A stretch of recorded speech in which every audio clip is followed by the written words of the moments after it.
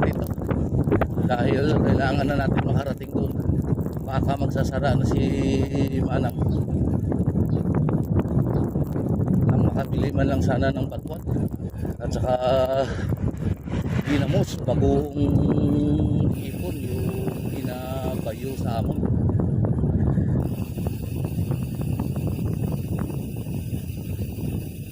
Dito na tayo sa looban pero marami pa rin mga sasakyan.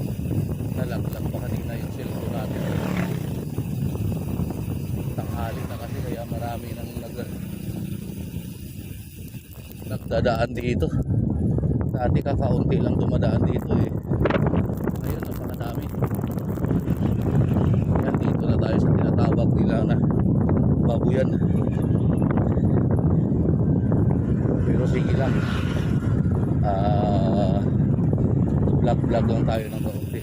Ito pakita ko sa inyo ang harapan. Yan. Pasensya na kayo, medyo nanginginig yung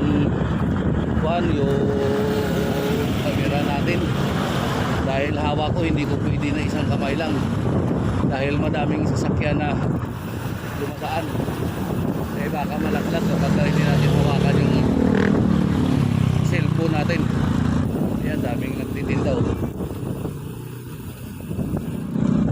Ito pa-curve tayo. Itong medyo mahirap kapag napa-curve tapos may hawak ka na cellphone pero goods pa din. Ayan o. Ayan, mag-free wheel tayo pero sana ingat.